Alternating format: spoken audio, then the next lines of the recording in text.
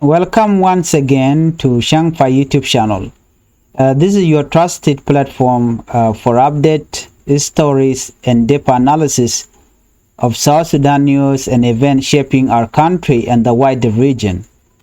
Before we begin, please take a quick moment to click subscribe button, hit the notification bell, and share this video with your friend and family so they never miss an important update.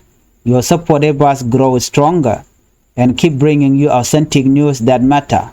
Now let us begin. Let us go straight into today's major news stories. Tragic ambush on Juba-Numili Road. Sad news once again comes from the Juba-Numili Highway, one of South Sudan's most dangerous and troubled roads. On Wednesday afternoon, gunmen opened fire on a passenger bus traveling from Juba to Numili. 3 innocent people lost their lives during this brutal attack. At first, earlier reports indicate a higher number of casualties, but authorities have now confirmed the deaths of 3 individuals. Among those killed is a well-known and highly respected long-distance taxi driver, popularly known as Pepe. He was shot and killed in the morning hour of September 10, 2025, near Nesitu, while he was driving passenger on his regular road from Juba to Koboko, Uganda. For years, Pepe had been a symbol of dedication and service.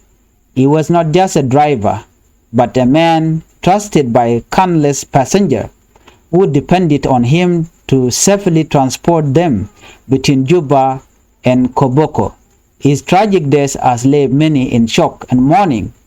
A close relative speaking through Facebook expressed sorrow and said, "On behalf of the community, we are deeply saddened to announce the tragic loss of Pepe, a renowned driver on the Koboko-Juba road.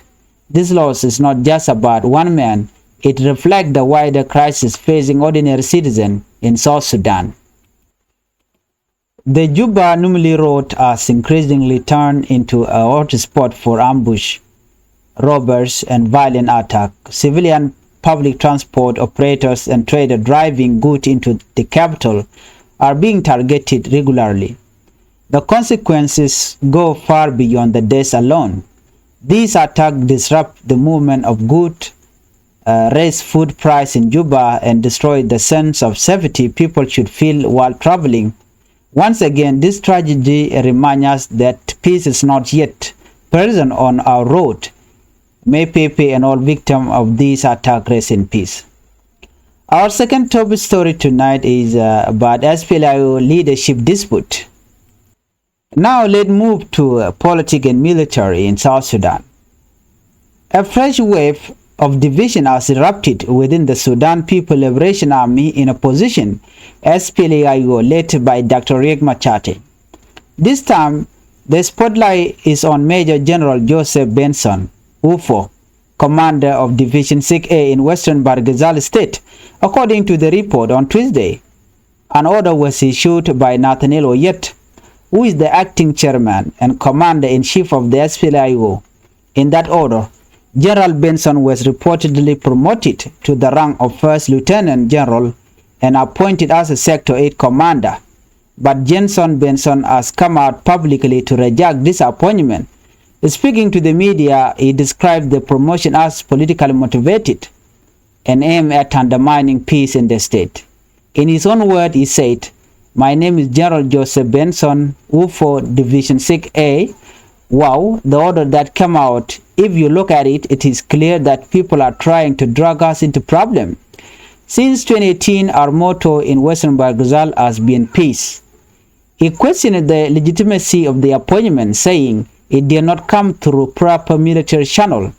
He even joked that the order seemed like something that came from the market rather than an official headquarters decision.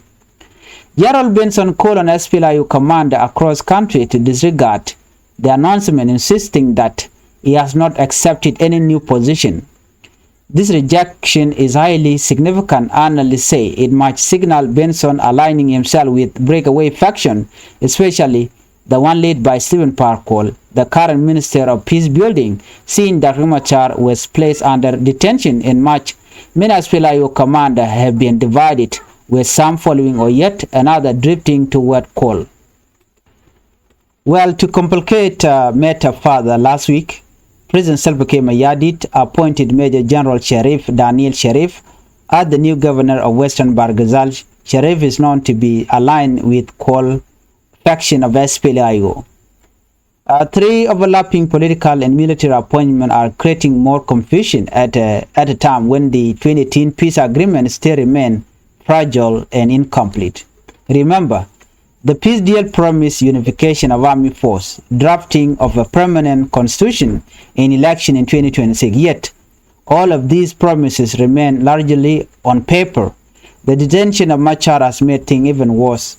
With SPLIO now split into rival groups, the fear is that if these disputes are not handled, they could trigger more violence in a state like Western Barghazal, which until now has been relatively calm compared to other parts of the country. In another developing story, there is a renewed violence in Meridi County. Final leaders turned to Western Equatorial State, where heavy violence has once again erupted. According to the information, on Wednesday morning at around 5 a.m., suspected SPLIO force launched a deadly attack on an SPDF barrack with Monubu village, about 8 miles from Maridi town. Local officials confirmed that at least 7 government soldiers were killed and 1 more was injured in the assault. The commissioner of Meridi County, Alfred Miri, condemned the attack strongly. He said, "What SPLIO soldiers are doing against government force is not good. This country needs peace, and fighting will not bring development." He appealed to both soldiers and civilians to abandon violence and instead work toward a peaceful, stable environment. The executive director of Meridi County, John Ezekiel, also confirmed the incident, noting that the SSPDF unit had only recently been deployed to patrol the Meridi-Juba road, which has seen repeated insecurity. Unfortunately, the unit was caught off guard in the attack. Meanwhile, the official from the SPLIO side in Western Equatoria, including Mary Osman, say they were still waiting for accurate information about the incident and could not immediately comment. This deadly attack is a sharp reminder that even as leaders in Juba talk about peace, the ground reality in many areas remains different. Communities are still caught between government forces and opposition groups, and the 2018 peace agreement continue to face serious setback.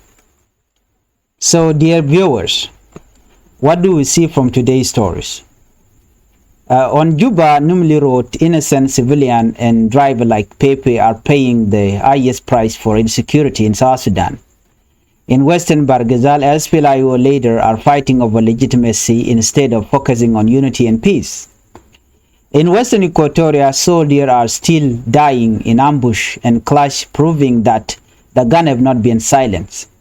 South Sudan remain at a crossroad. Will leaders choose dialogue and peace, or will the division and violence continue to hurt ordinary people? Well, thank you for staying with us through this extended update. If you found this report informative, please support by subscribing to Shangfai YouTube channel, liking this video and sharing this widely. Your voice matters, and together we can keep shining a light on the truth. Stay tuned for more updates. Until next time, may peace and safety return to our nation. Thank you for watching. Bye-bye.